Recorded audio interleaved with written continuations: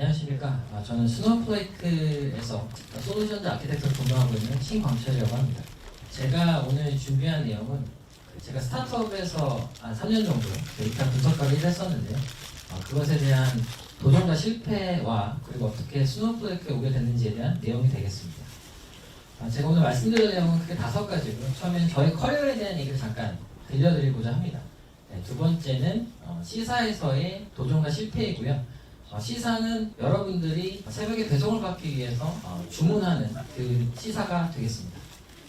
그리고 제가 하던 일로 다시 돌아오게 된 이야기와 스노우플레이크를 선택하게 된 이유를 말씀을 잠깐 드릴 예정입니다.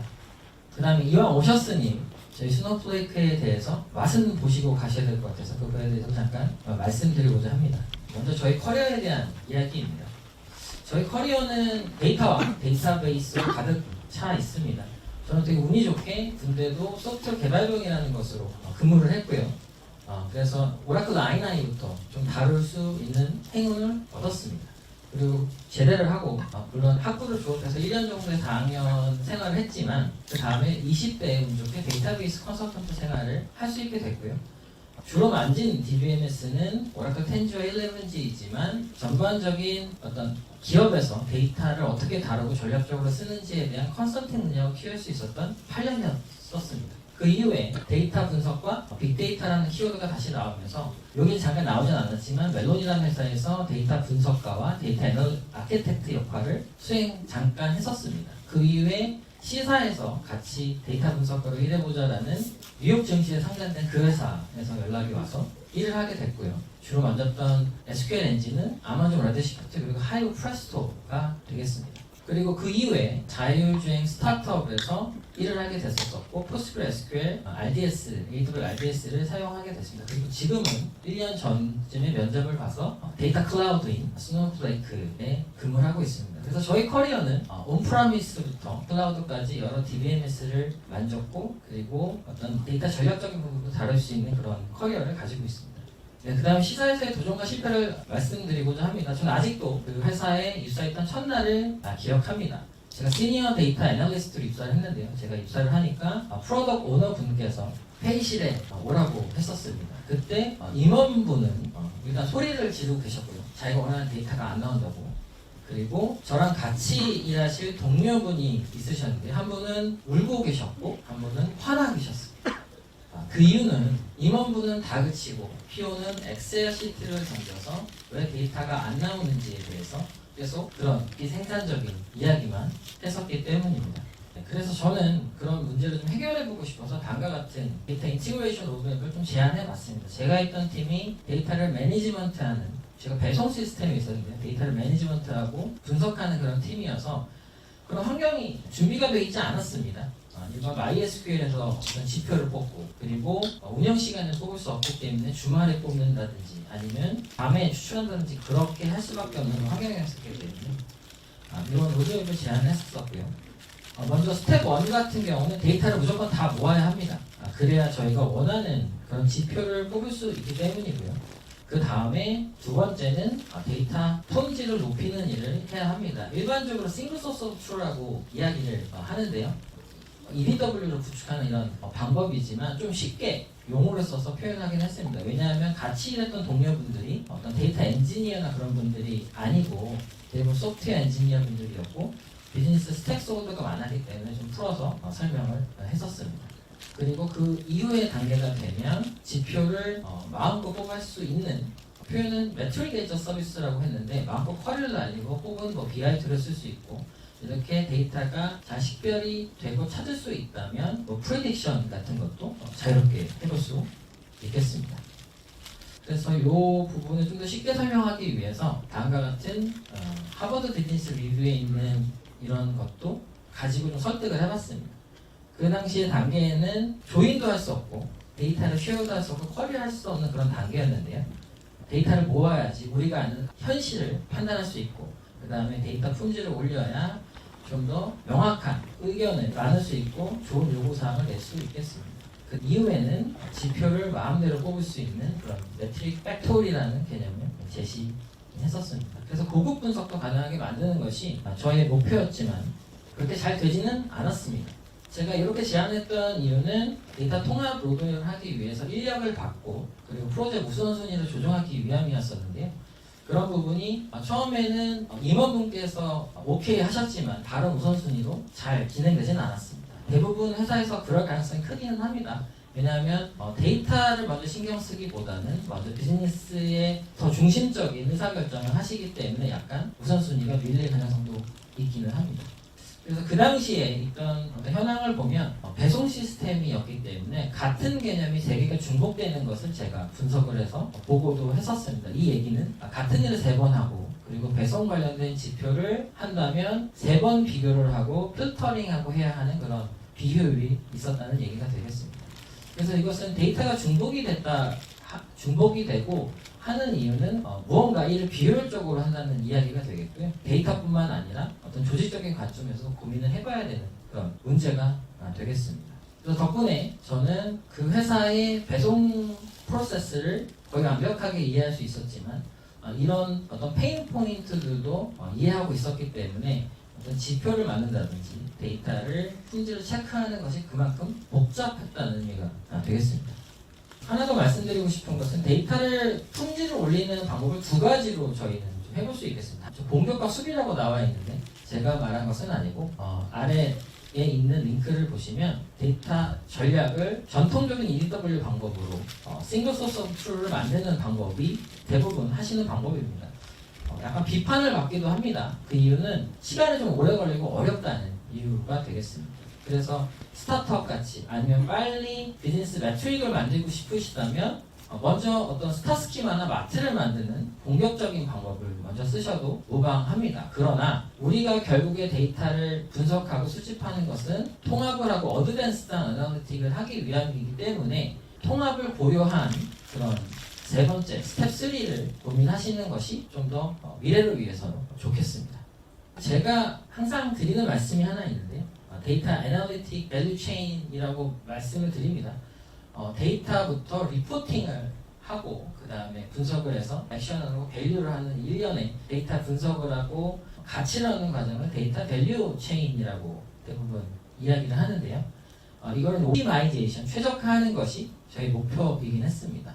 그 당시에 임원분이 소리를 지르고 엑셀 파일로 요청을 하는 그런 굉장히 비효율적인 방법이 아니라 데이터 품질이 올라간다면 비즈니스 스택스 홀더도 SQL을 날릴 수 있는 그런 환경을 만들어서 이런 밸류 체인을 최적화시키는 것이 실은 목표이기는 했습니다. 그래서 이것을 위해서 그 당시 SQL 교육이나 과정도 제안을 했었고 교육을 하기는 했습니다.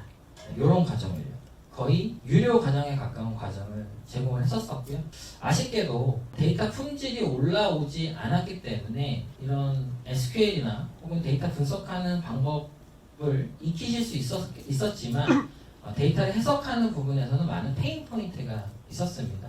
그래서 결국에는 데이터 분석가나 그런 소프트웨어 엔지니어만큼 SQL 비즈니스 스택홀더가 구현하지 못했었기 때문에 결국에는 좀 다시 요청을 하고 BI 리포트를 만드는 아까 같은 데이터 밸류체인 옵티마이제이션이 100점이 아니라 50점 정도로 수행되기는 했었습니다. 저의 도전은 성공하지는 못했지만 그래도 제가 깨달은 바가 있기는 합니다. 지켜보니까요. 처음에는 데이터를 처리하기 위해서 여러 기술을 사용하고 있었습니다. 시사뿐만이 아니라 여러 회사들이 그렇게 하고 있고요. 그 의미는 기술의 종류만큼 데이터를 중복한다는 의미가 있으니 이런 실은 검토를 한번 해주셨으면 좋겠습니다. 왜냐하면 데이터를 물에 비유하게 되면 여러 번 따르고 그리고 하다 보면 어느 정도의 물을 흘릴 수밖에 없고요. 우리가 원하는 그런 결과를 얻지 못하기 때문입니다. 그래서 여러 개를 쓴다는 것은 품질이 어느 정도 손해볼 수밖에 없는 그런 포인트가 있기 때문에 한번 검토해 보셨으면 좋겠습니다. 제가 근무했던 그 시사는 MSA를 성공적으로 했던 기업인데요. 대신 데이터 중복의 문제가 있었습니다. 그래서 잘 쪼개면 모르겠지만 무분별하게 쪼개면 결국에 데이터 통합 비용이 너무 비싸고요. 그리고 데이터 통합을 할 엄두를 내지 못하는 그런 결과를 초래하고 결국은 데이터 통합이 좀 어렵게 되겠습니다. 그리고 제가 그 회사에서 개발자분들과 일을 해보니 그분들이 보시는 데이터는 스토리지 파일에 더 가까웠습니다. 데이터는 스토리지 파일에 저장되는 것이지 그 이상은 아니었고요. 그러나 데이터로 현상과 사실을 설명할 수 있어야 하고요.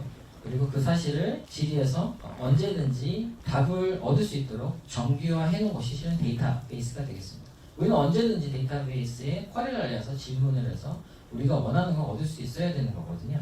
그게 원래 데이터베이스라고 생각을 하고, 그리고 우리가 하는 사전, 그리고 학교에서 저희는 그렇게 배웠습니다. 그리고 그건 저의 개인적인 생각입니다. 저희 개인적인 생각인데요. 데이터 처리는 SQL이 가장 효율적인데 SQL을 잘 사용하지 않는 것 같습니다. 특히 데이터 엔지니어 분들이. 이유는 데이터 엔지니어 분들이 SQL 구사 능력이 전 부족하기 때문이라고 생각을 합니다. 그리고 그 어느 누구도 데이터의 의미를 찾고 해석하지 않으려고 합니다. 이쁜 포장지, 데이터 비주얼라이제이션, 그리고 내용을 만드는 데 쓰이는 빅데이터 스토리지 같은 이런 기술에만 관심을 가지고요. 정작 중요한 내용, 데이터 정보, 지식으로 만들어야 되는 이런 부분을 관심을 갖지 못하고 있습니다. 그러나 이런 것은 하루아침에 이루어지지 않고 굉장히 오랜 시간 고민하고 해야 되는 거기 때문에 앞으로도 좀 쉽지 않지 않을까라고 생각을 하긴 합니다. 그러나 우리는 데이터를 가지고 어떻게 정보, 그리고 지식, 그리고 지혜까지 얻는 그런 부분을 항상 고민하긴 해야 되겠습니다. 그리고 requirement 분석을 하지 않고, 요구사항 분석을 하지 않고 API 디자인을 하시는 그런 현상도 좀 많이 발견을 했습니다. 그래서 이렇게도 돌아가기는 했습니다. 대신 인력과 돈이 더 많이 들겠죠. 그래서 저는 이렇게 시사에서의 도전을 마치고 다시 데이터 아키텍처로 좀 돌아오게 됐는데, 어느 날 전화 한 통을 받게 됩니다. 저희 군대 후임인 친구가 자율주행 스타트업에서 일을 하고 있었는데요. 그때 본인이 만드는 그런 서비스와 그런 어떤 사스의 그 특징이 있는 플랫폼, 그리고 데이터 플랫폼을 어떻게 했는지에 대한 그런 것을 많이 설명해 줬습니다. 저는 새로운 비즈니스 도메인에 굉장히 관심이 많고요. 그리고 그것을 데이터 모델링하고 설계하는 것을 되게 좋아합니다. 왜냐하면 그랬을 때 그 비즈니스를 좀 잘 이해할 수가 있고 좀 성장하는 느낌을 많이 느끼기 때문입니다. 그래서 제가 그 회사로 입사를 하게 됩니다. 그래서 다시 저의 필살기를 기깔나게 활용할 자율주행 스타트업에서의 데이터 아키텍트 생활을 하게 되고요. 저는 쿠팡에서 있었던 그런 제가 해결하지 못했지만 꼭 그런 기회가 다시 생긴다면 해결할 수 있도록 데이터 리버스 엔지니어링을 하는 이론을 저는 만들었습니다. 제 논문으로 만들었었고요. 그리고 그것을 강의로도 한번 만들어 봤습니다. 그래서 이런 제가 갈고 닦은 저의 스킬을 자율주행 스타트업에서 한번 사용해 봤습니다. 제가 주로 했었던 것은 어떤 서비스가 있으면 그런 거를 비즈니스 스테이크홀더 혹은 프로덕트 오너, 기획자분들께 설명을 듣고, 아니면 요구사항을 만드시지 못한다면 그런 것을 개발해 드리는 일을 좀 많이 했습니다. 다음과 같은 워크샵을 수회 진행해서 기획자분들이 생각하시는 비즈니스 용어, 그 다음에 그것을 개발자분들이 거의 100%에 가깝게 이해시킬 수 있도록 도와드렸습니다. 그래서 그렇게 데이터 모델링을 하고 이렇게 ERD를 그린 다음에 이런 부분을 각각의 맡은 백엔드 엔지니어 분들이 ERD를 제공받고 그것을 SQL DBM이라는 툴을 이용해서 데이터베이스를 설계한 다음에 바로 개발하실 수 있도록 그런 환경을 만들어 드렸습니다. 제가 이렇게 데이터 모델링을 스타트업에서 진행해보고 데이터베이스 디자인을 해보니 몇 가지 좀 깨달은 바가 있습니다. 찾은 파인딩이 있습니다. 첫 번째는 높은 수준의 데이터 모델은 개발 속도를 높입니다. 그 이유는 커뮤니케이션 하는데 기획자분과 그리고 개발자분들이 같은 공통된 언어, 같은 이해도를 갖고 있기 때문에 오히려 개발 속도가 높아졌습니다. 왜냐하면 어떻게 기술적으로 구성해야 되는지는 금방 하실 수 있더라고요. 그 다음에 SQL을 자연어처럼 쉽게 사용할 수 있었습니다. 이런 것들이 제가 찾은 파인딩이었고요. 그래서 이 부분을 하고 나서 제가 했지만 굉장히 좀 뿌듯한 그런 일 중에 하나였습니다. 그래서 이런 서비스들이 데이터 모델링, 데이터베이스 디자인은 제가 일했던 서비스들이고요. 지금도 돌아가고 있는 서비스이긴 합니다. 그래서 차량 구독 서비스도 그 중에 하나인 거고, 자율주행 차량 서비스의 어떤 백엔드의 데이터를 모으고 그 다음에 결제를 하고 이런 부분에 제가 한 데이터 모델링, 데이터베이스 디자인이 적용됐습니다. 아마도 되게 유연하게 데이터 모델을 스키마를 만들었기 때문에 기능이 변하거나 그래도 그렇게 스키마는 많이 흔들리지 않을 거라고 생각을 합니다. 아마 남으신 분들이 잘할 거라고 생각을 합니다. 그 다음에 이제 스노플레이크를 선택한 이유인데, 제가 그 스타트업에서 데이터 모델링, 데이터베이스 디자인도 했지만 그런 데이터 플랫폼을 아키텍처링하는 그런 일도 했었습니다. 아까 제가 말씀드린 군대 후임 그 친구와 같이 그런 의견을 많이 나눴었는데요. 참 재미있게도 그런 데이터 분석 플랫폼을 아키텍처링 할 때 데이터를 저장하고 쿼리를 날리고 하는 그런 컴포넌트에서 서로 합의하지도 않았는데 스노플레이크를 동시에 선택을 했습니다. 그 첫 번째 합의가 제가 스노플레이크를 선택한 첫 번째 이유이긴 합니다. 그 10년 동안 이 친구는 오픈소스에 조금 더 정통하고 그런 기술을 되게 좋아하는 데이터 엔지니어입니다. 그렇기 때문에 그런 유연성과 확장성을 좀 더 집중을 했었고요. 저 같은 경우는 쿼리 옵티마이저의 어떤 기능과 이런 퀄리티가 되게 중요하긴 합니다. 이게 실은 일반 데이터 분석가 분들이 데이터를 쿼리하고 처리하고 하는 품질에 굉장히 영향을 많이 미치기 때문입니다. 제가 본 스노플레이크 쿼리 옵티마이저는 품질이 굉장히 높습니다. 그래서 다른 어떤 상용 DBMS와 견조도, 역사는 한 스노플레이크 10년 정도 됐지만 그 시간이 짧음에도 다른 40년 된 어떤 DBMS보다도 그의 견줄만큼 굉장히 품질이 좋은 것 같습니다. 그것은 사용하는 데 굉장히 편리한 그런 환경을 제공하게 됩니다. 그리고 세 번째는 유연함과 무한 확장입니다. 저는 2019년에 스노플레이크 쓰고 싶었습니다. 제가 C사에 있을 때. 왜냐하면 월 초가 되고 주 초가 되면 그때 썼던 레드시프트는 멈춰서 쿼리가 날아가지 않았습니다. 리포트가 멈추고 그 다음에 우리가 하는 일이 멈춰서 실은 진행할 수 없는 그런 형태가 됐었는데요. 스노플레이크 같은 경우는 이런 컴퓨팅 자원을 무한대로 늘리고 그리고 확장할 수 있기 때문에 이런 일이 벌어지지는 않거든요. 그리고 데이터도 저장하는데 제한이 없기 때문에 이런 것이 어떤 데이터의 전략을 사용하는 데 있어서 우리의 비즈니스만 고민하면 되기 때문에 저는 이런 부분이 너무 참 매력적으로 다가왔습니다. 그래서 저에게 링크드인으로 연락이 왔었거든요. 작년에. 그래서 꼭 와보고 싶었던 회사였기 때문에 제가 선택한 이유는 세 가지지만 이런 이유 때문에 면접을 굉장히 열심히 봤습니다.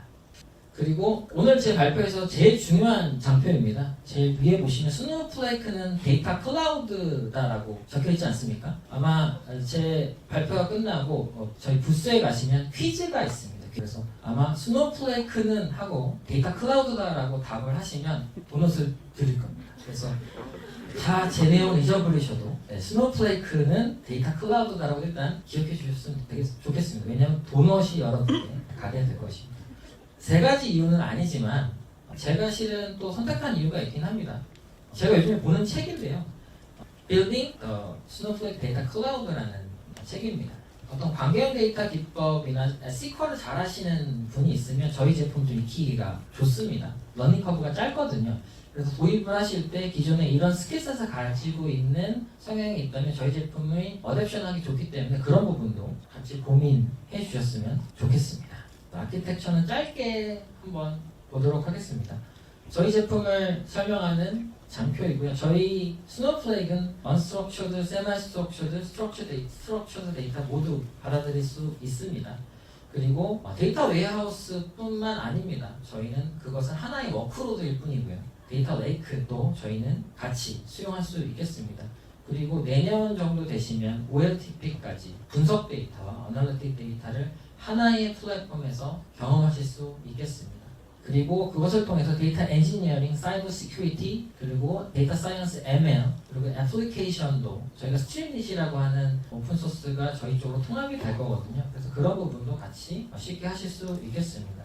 그리고 콜라보레이션이라는 워크로드가 있는데 데이터 쉐어링이라는 기술은 다른 제품에는 없는 저희만의 유일한 그런 특징이 되겠습니다. 그것을 구성하는 것은 인텔리전스 인프라스트럭처가 있고요. 이것은 저희 클라우드 서비스로 어떤 트랜잭션 관리라든지 쿼리 옵티마이제이션이라든지 이런 것이 많이 신경 쓰지 않도록 자동화가 되어 있습니다. 그리고 엘라스틱 퍼포먼스 엔진은 저희 컴퓨팅을 마음대로 늘렸다 줄였다 하실 수가 있고요. 그리고 동시성 처리를 위해서 스케일 아웃도 자유롭게 가능하십니다. 그리고 최적화된 스토리지가 있겠습니다. 네, 뒤에 있는 내용은 앞에 있는 내용을 좀 더 자세하게 있는 것을 참고하시면 되겠고요. 그리고 제가 발표 끝나고 부스에 좀 있을 거니까 이런 부분을 질문 주시면 제가 좀 더 자세하게 설명드릴 수 있겠습니다. 상담 미팅 필요하시면 오늘은 제가 해드리고요. 그리고 더 딥다이브한 미팅이 필요하시다면 저희 유능한 SE분들이 많기 때문에 미팅을 어레인지 해드릴 수 있겠습니다. 그런 부분도 인지해 주시고 기억해 주셨으면 좋겠습니다. 네, 경청해 주셔서 감사합니다. 그리고 마지막으로 스노우플레이크는요? 네, 감사합니다. 네.